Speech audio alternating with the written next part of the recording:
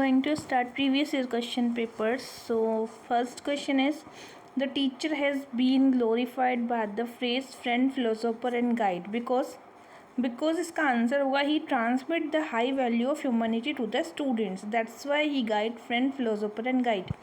Second question, the most important cause of failure of teacher, lack of command over the knowledge of subject. Subject knowledge होगा तो command करेगा, otherwise it's very difficult to be command. Okay, teacher can establish report with his studies by impressing student with knowledge and skill. तो आप students को कैसे impress करेंगे? Knowledge के साथ और स्किल के साथ. Education is a powerful instruction of that is all about social transformation, personal transformation, cultural transformation.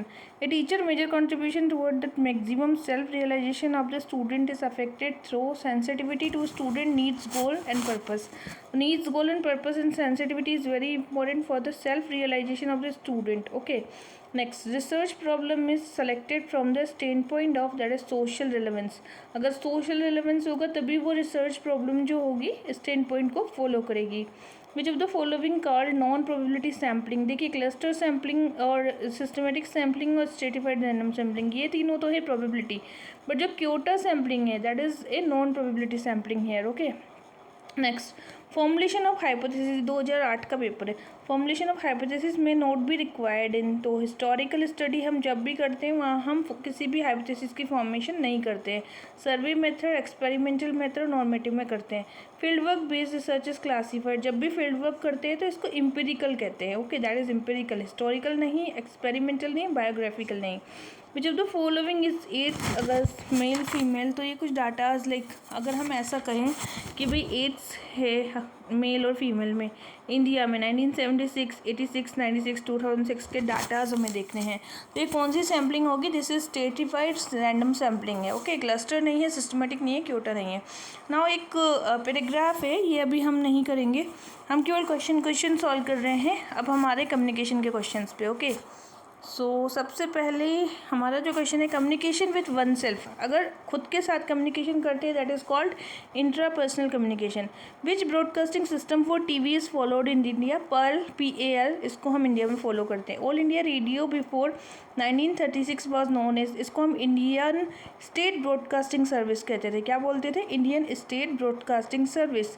The biggest news agency of India, PTI जो है सबसे बड़ी न्यूज़ एजेंसी है. Prasar Bharati was launch in the year of 1997 में प्रसार भारती को launch किया गया था. A stratified measure based upon the entire population is called parameter, while measure based upon a sample is known as that is sample parameter कहते हैं. The importance of the correlational coefficient lies in the fact that it allow one to determine the degree or strength of the association between two variable. That is known as the correlational coefficient relies. Okay, the F test क्यों किया जाता है? Can be one-tailed as well as two-tailed depending on the hypothesis. That's why we go for the F test.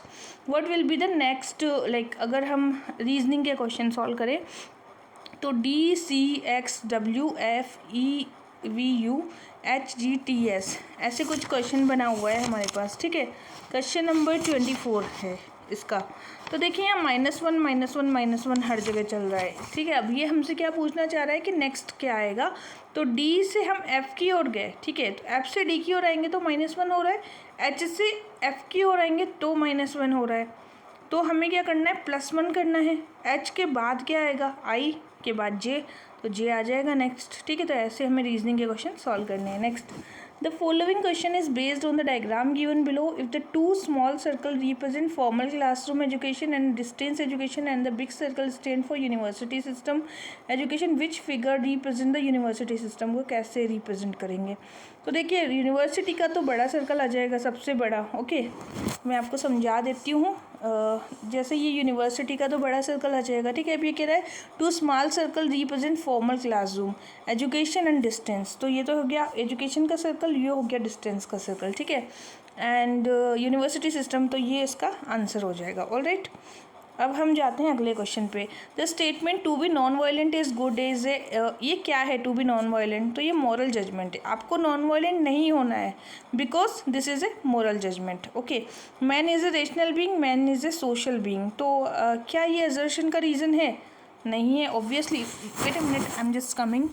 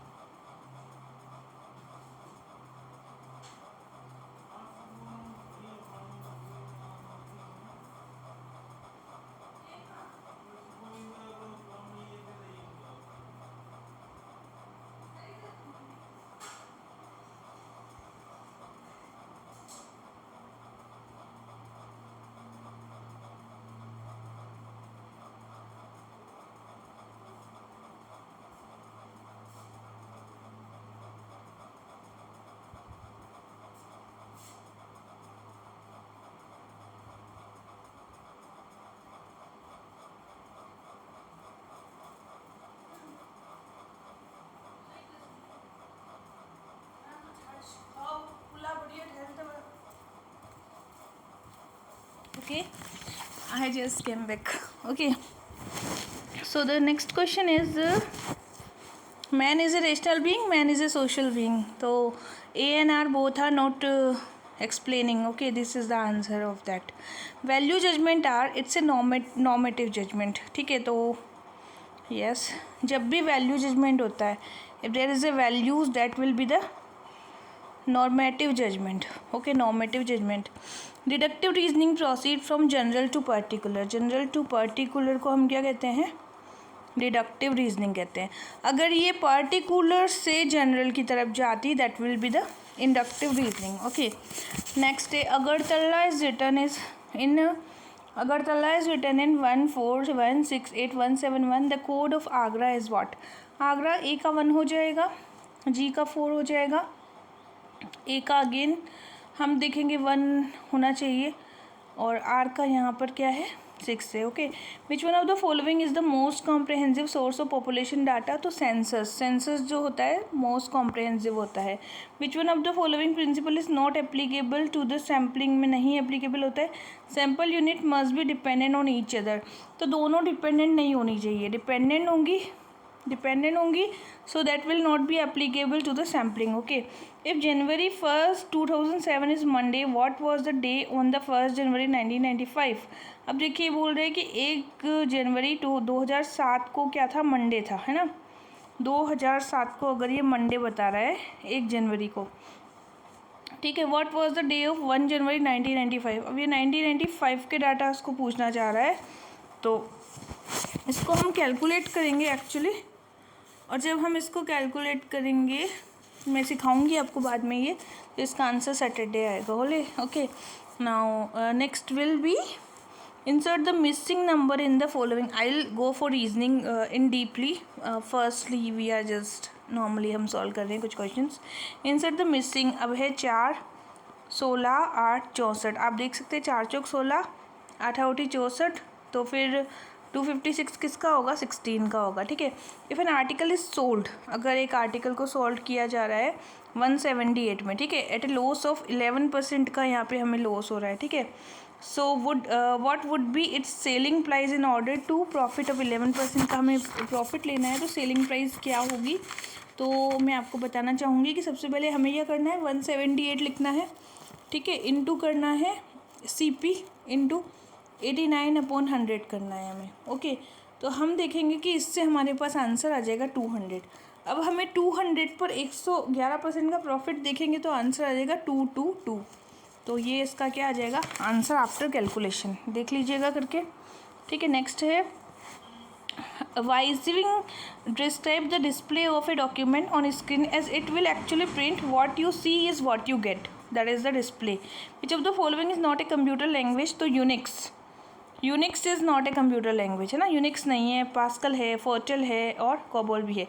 एक keyboard में कितनी keys होती है? 101 keys होती है। एक कीबोर्ड में कितनी कीज़ होती है? 101 कीज़ होती है। An email address is composed of 2 parts होते हैं। Okay, Corel Draw is a popular illustration program. Corel Draw क्या होता है? That is a illustration program. Programming language भी नहीं है, टेक्स्ट प्रोग्राम भी नहीं है, it's a illustrating program, that is Corel Draw. Human ear is most sensible to 100 to 500 hertz तक। Which one of the following unit is use to major intensity? तो decibel जो है उससे हम क्या करते हैं? Intensity of the voice measure करते हैं, noise. If the population growth follow a logical curve, the maximum sustainable yield is equal to half the carrying capacity. किसके इक्वल होता है? हाफ द कैरिंग कैपेसिटी के। Chemical weathering of rocks is largely dependent upon, किस पर dependent होती है chemical weathering? Dependent on rainfall, जो rainfall होता है ना उसी पर डिपेंडेंट होती है। स्ट्रक्चर बताए गए हैं अब हमें, ठीक है। तो कुछ स्ट्रक्चर है जैसे है एटमॉस्फेयर है तो इनर्ट गैस है हो जाएगा, बायोस्फेयर है तो ऑर्गेनिक सब्सटेंस स्केलेटन मैटर हो जाएगा, हाइड्रोस्फेयर में salt, fresh water, snow, ice, और लिथोस्फेयर जो है इसमें लाइट सिलिकेट्स आ जाएगा। ठीक है, नाक किसके ऑटोनोमस इंस्टीट्यूशन के अंडर में आता है? नाक आता है यूजीसी के अंडर में। National council for women education कब इस्टेब्लिश किया गया था? 1958 को इस्टेब्लिश किया गया था। विच of the following is not situated? New Delhi में नहीं है। Indian institute of advance study जो है वो कहाँ पर है? हैदराबाद में है, वो न्यू दिल्ली में नहीं है। ठीक है, शिमला में है, सॉरी, एडवांस स्टडीज़ वो न्यू दिल्ली में नहीं है। ठीक है, बाकी कल्चरल रिलेशन हो गया, साइंटिफिक रिसर्च हो गया, एजुकेशनल रिसर्च, ट्रेनिंग, ये सारे दिल्ली में। ऑटोनॉमी ने हायर एजुकेशन एम्प्लॉयज़, इसको हम फाइनेंस होगा तो ही ऑटोनॉमी होगी। ओके, अब हमें मैच करना है। सबसे पहले हरी सिंह गौर यूनिवर्सिटी, ये है हमारी कहाँ है? ये सागर में है। SNDT यूनिवर्सिटी ये कहाँ पर है? हमारी मुंबई में है। MS यूनिवर्सिटी कहाँ है? That is in Baroda. And JN Vyas university सबको ही मालूम है कि ये जोधपुर में है, तो ये तो आप केवल एक ही अगर यहाँ पर टिक कर दोगे ना कि JN व्यास जो है वो जोधपुर में है, तो हरी सिंह गौर यूनिवर्सिटी को देखेंगे तो आप आ जाएंगे सागर में, आपको सागर याद आ जाएगा कि हरी सिंह गौर यूनिवर्सिटी, दैट्स लाइक इससे मैच हो जाएगा। तो ये हो गया आपके 50 क्वेश्चंस मैंने सॉल्व करवाए हैं आज के। और